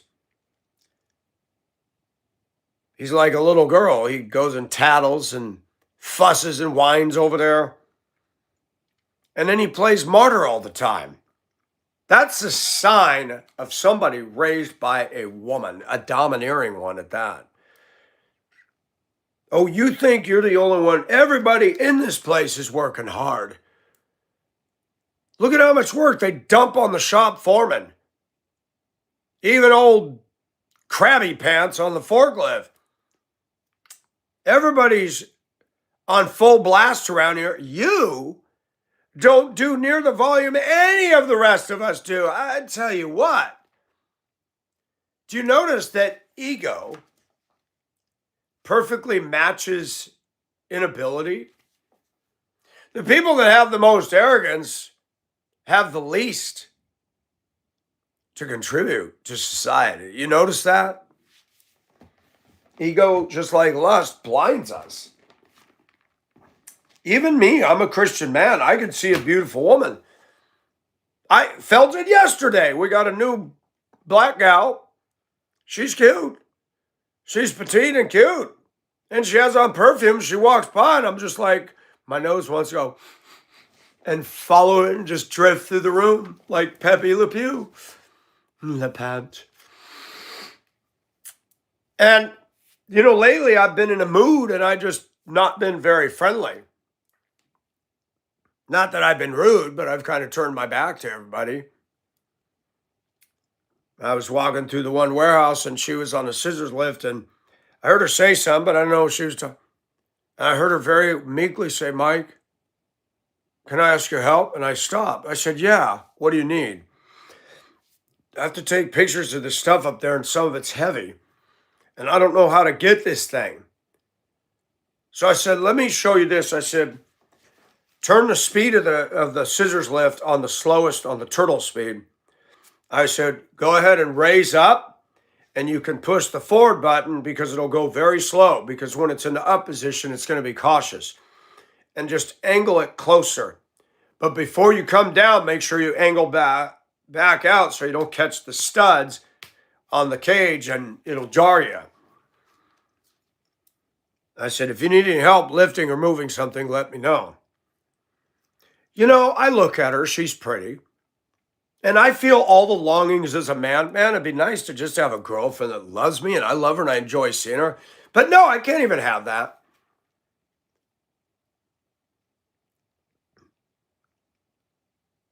And then this guy is then receiving is telling somebody, yeah, well, I let her move into my house and I got to take her to work at 10 o'clock at night.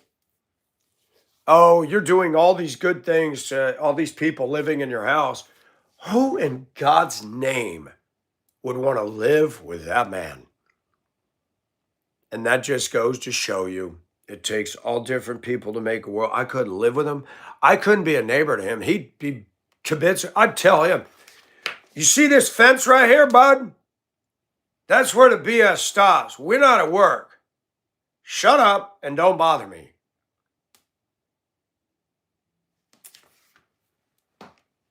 Unfortunately, you can't do that at work. I would never buy property near him. In fact, I'm going to be brutally honest. His behavior, I would never move to Hephzibah. I've seen some of the people that were giving him a ride when his truck was on the fritz that live in his place. I'm thinking the Clampetts. Wow. I mean, you got people that live out here that think they're all that. And they don't know a damn thing about anything. And you've seen it. You've seen a teenage brat in the school gets the management position at Dairy Queen and she's a biatch to everybody. Oh, I'm a manager at Dairy Queen. Wow, you can pull the handle on the super frosty serve. Whee! You can drop the fry basket in. Wow, such skill. Let's have a hearty applause. And you learn something about humans through all of us. Imagine if they were the king.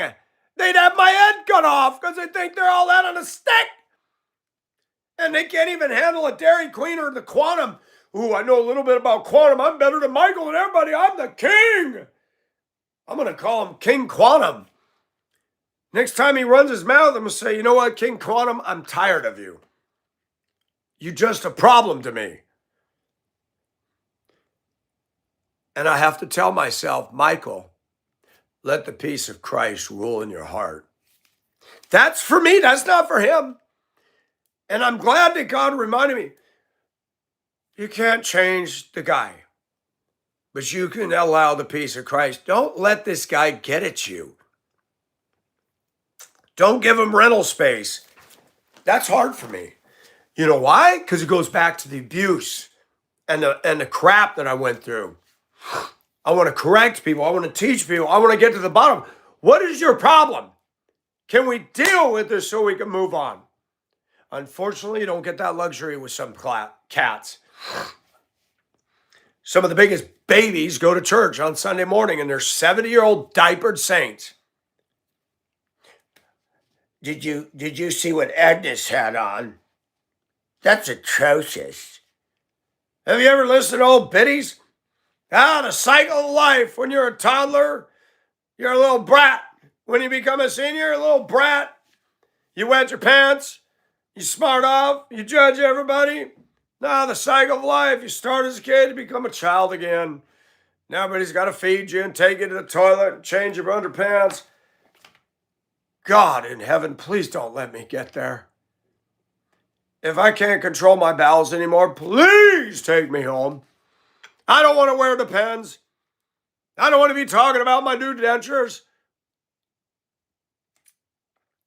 I remember that commercial well in school on Saturday morning. Oh, my yuck mouth and dangling green teeth. promoting kids to brush their teeth. Well, I brushed them so hard I eroded the bottoms of the tooth. I had to learn not so hard, Michael. At least they're still there. For now.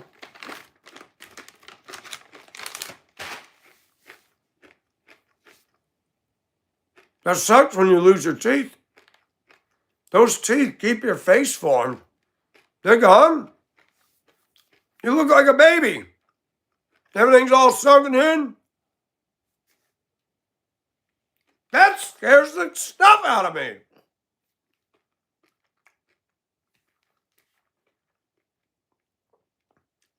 It bothers me when a lady sits next to me and she told me she's exactly 60. I'm looking at her going, she looks like she's 80 and she's got a cane and she's all Hunchback of Notre Dame. And I'm like, what happened? She said she drove an 18-wheeler for years.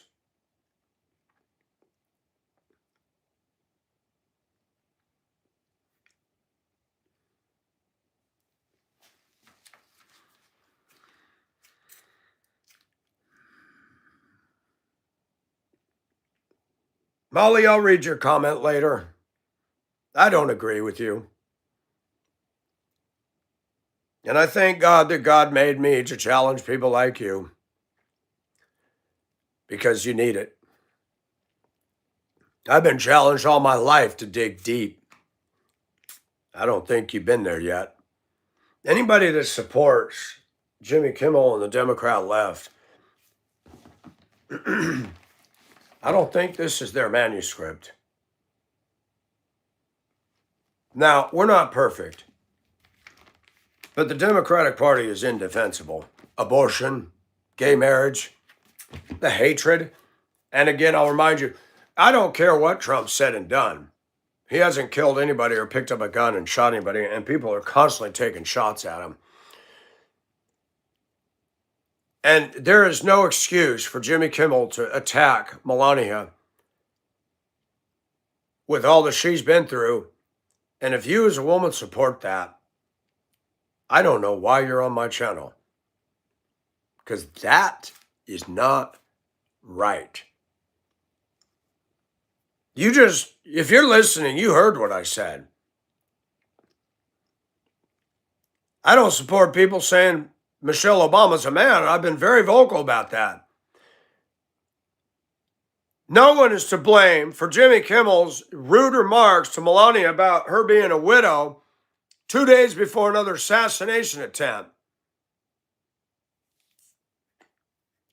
Jimmy Kimmel is an ace-hole, okay? He's not funny, he's an idiot, and he's a lousy comedian. Making fun of people at their expense and making money off it, that's the only argument Democrats have, name-calling and laughter and mocking. And what does the Bible say? The devil mocks.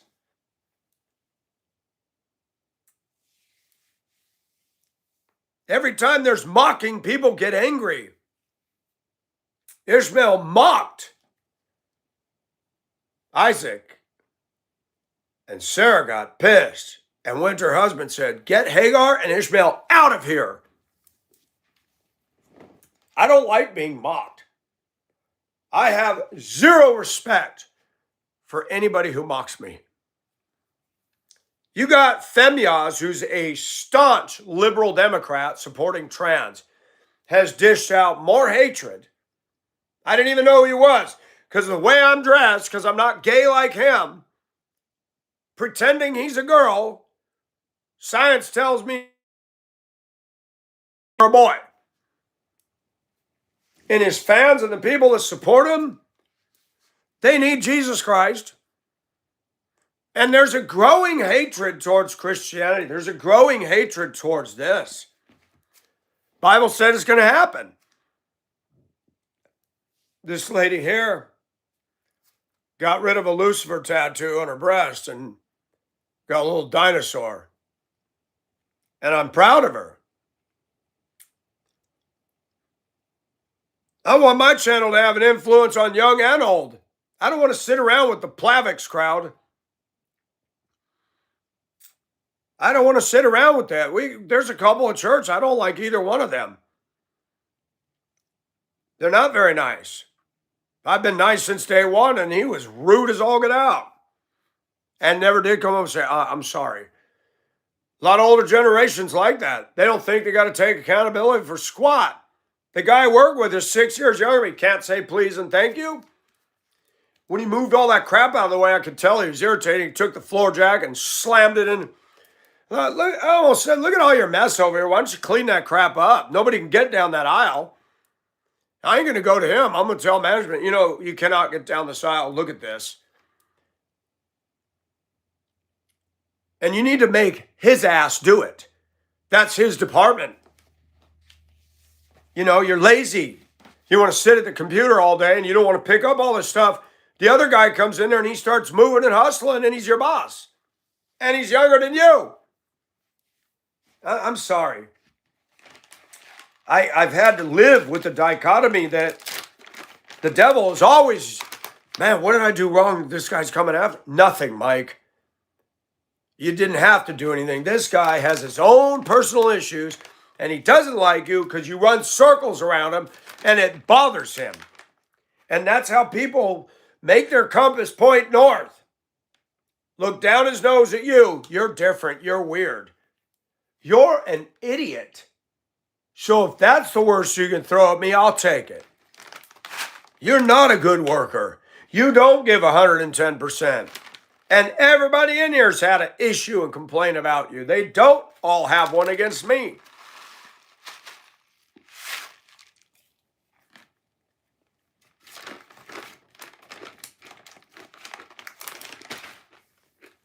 Only in Augusta, Georgia. If I had a supervisor tell me to my face, Mike, your work ethic intimidates some people around here. I said, what? Mike, we don't see people work as hard and fast as you. And I politely said, is that a problem? He says, no, but you need to realize that causes problems. I said, well, that's not them. I don't care if the South want to sit on their butt and take all their time and waste company time. I'm not a Southern boy. Thank you, God, for not making me a Southern boy. I'm glad I lived down here to see it. And out of all the universes I've lived in, the South is foot up. I'll say it. This place is a joke. I think I'd rather live in Hibbing again. They were stoic and unfriendly, but at least you knew where you stood. Here, hi, Michael, how are you? And the minute your back's turned, whoa! This place is a mess. They don't like you, they don't talk to you up north.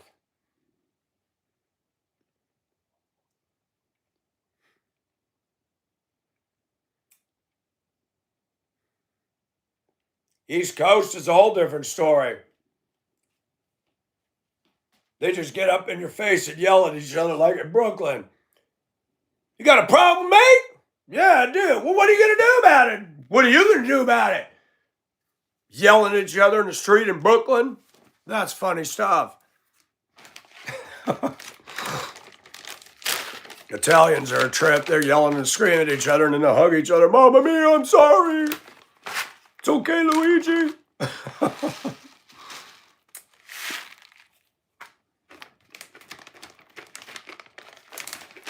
I've been in some small towns where the biggest thing happening is the crack lines all around a woman's lips. It's sucked on her cigarette so much. And the stuff she used to have is all the way down here, wrinkled and sagged.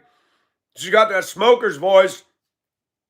And she's looking down her nose at any newcomer that comes to town. Hey, ain't nothing around here. Cackling. And she thinks she's the queen of the town. Woo! I've been to towns like that. Or the teenager that was on the cheerleading team who got knocked up in high school because she was hot and now she's this big and she's the manager of Dairy Queen. Can I help you? No, I'm good. I'll go get ice cream somewhere else. Bye. Well, excuse me. Oh, there's no excuse for you, honey. I'm getting in my truck and leaving this one horse town. I've been in all kinds of places. Mississippi. I walked in with my chain and my hair was a mess. It wasn't as long as the mullet, but it was a mess. Checked into the Super 8, and the only restaurant was that bar and grill. No windows in there. Walked in, and the song came to mind. I seen her in a smoky room, smell of wine and cheap perfume. I took the midnight train going anywhere. I'm like, oh, wow. They got smoking is allowed in public in Mississippi. The waitress was smoking hot. All the women sitting in there dragging on their cigarettes with their bleach blonded out hair and their cracked faces and their rough voices. All I did was sit down and take in the scene. And inside, I'm like, I do not belong in here. I don't go into these places. I don't. But I was hungry. Nobody stared. Nobody hassled me. Big chain. One guy got up on the other end. He said, I'm sorry to bother you. Is that chain real? I said, yeah. He says, can I touch it? He goes, wow, that's really real. He said, that's pretty cool, man. And I said, well, thank you. And he went and sat down. The women to my right, they were all smoker voices. They didn't look at me. I listened to them talking. They had that cynical sarcasm way about them, as if though they were the great pontificators on what is and what is not. Listen to their cackling voices sound like a bunch of witches at a cauldron with the thorns popping under the pot. I thought somebody thought those chicks were hot back in the day. Look at them now. You've come a long way, Virginia Slims. Woo, baby. The smoke, the cracks, the sag. And you listen to them and they're miserable. The waitress was extremely nice. Hey, honey, how are you? I said, you know what?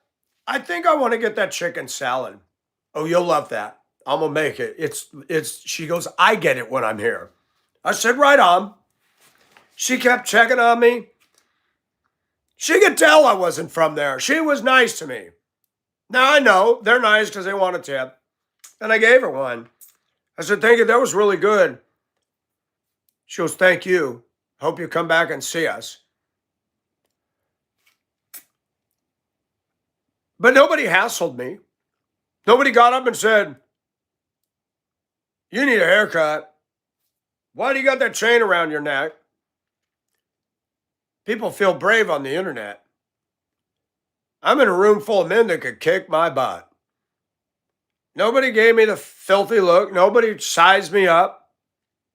They saw me as a man coming in to eat a meal. And I've learned, by the grace of God, God can give me the ability to carry myself and wind my way through the crowd. I didn't go in there and act like a butt. I wouldn't do that. Not the place. And I remember that well because it taught me something. Be sure-footed. Yeah, you're different. So what? You're not in there acting up. You're not out there talking to the women and the men and trying to start something. You're just going in and eating your dinner. And I find that most of America, you can kind of do that. There's some places I wouldn't go into.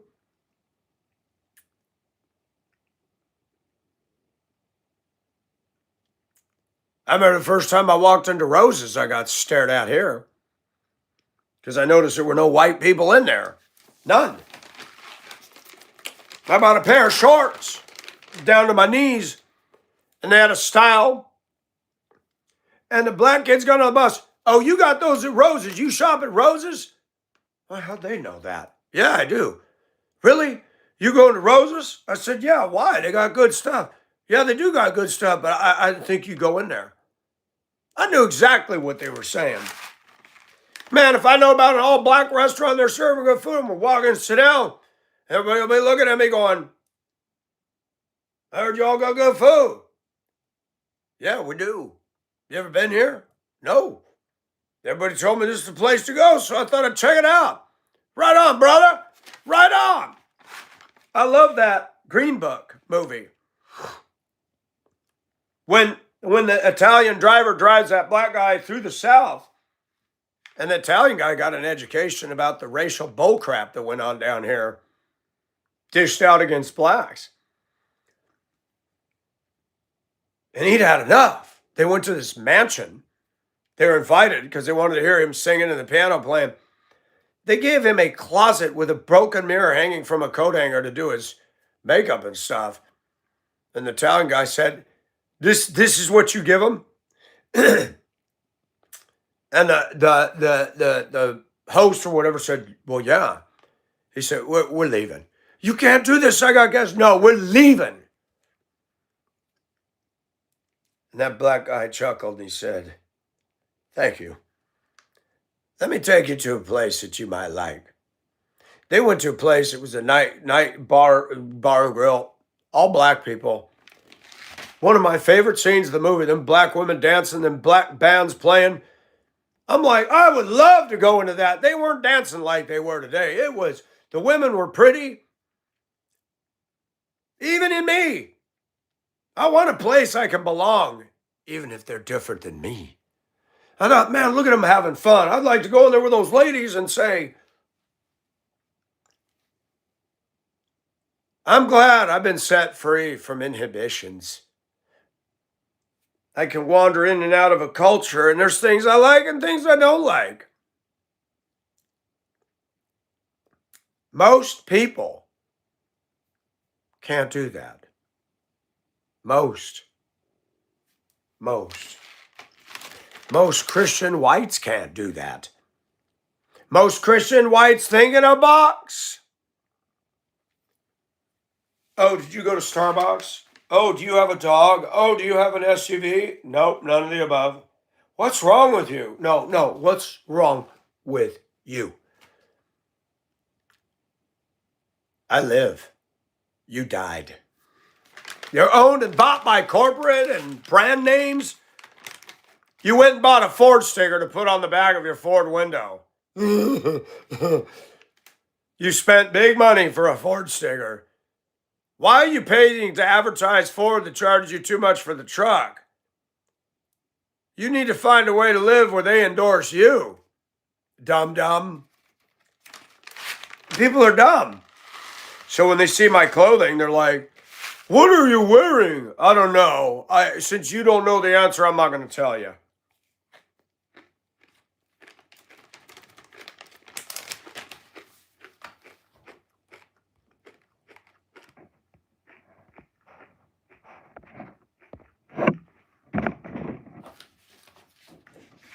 Does God want him to be saved?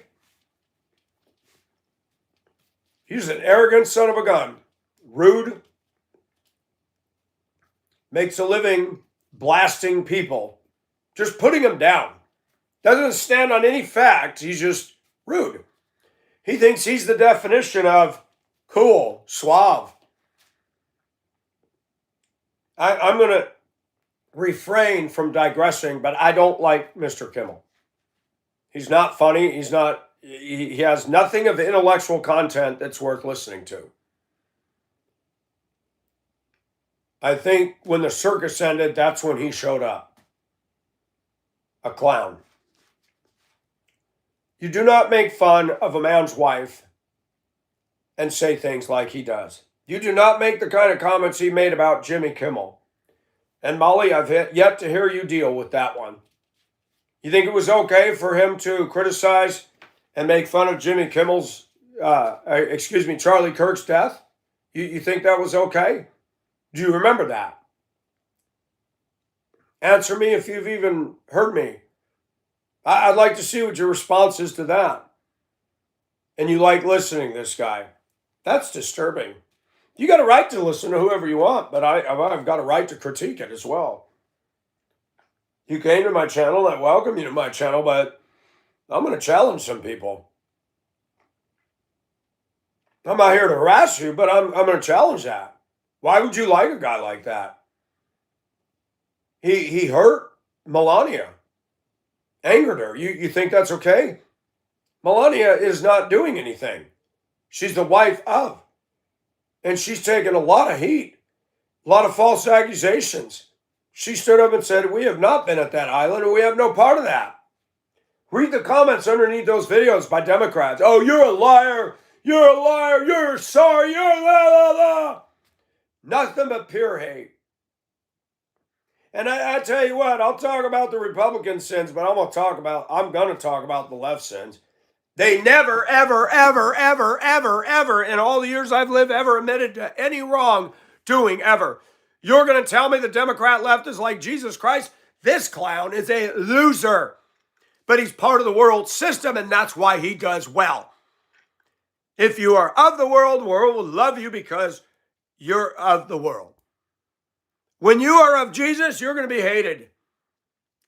You are going to be hated. You will never be as popular. You'll never make the kind of money these clowns make. Is it worth it? Jimmy Kimmel is going to the lake of fire. Guaranteed. Unless he gets saved. No one's going to be laughing at him. Nobody's going to be paying tickets for him. He won't even have a stage down there. He will be all alone, weeping and gnashing of teeth in eternal torment for all eternity. And you like listening to him. I would suggest you get better role models, honey bunch. Just saying. Thank you for listening. It's Tuesday. Have a nice day, everybody. Those that aren't saved, read the Gospel of John, read the book of Genesis. Good place to start. Those that are saved, God bless. I covet your prayers. And I thank you for listening. I thank you that the channel's growing.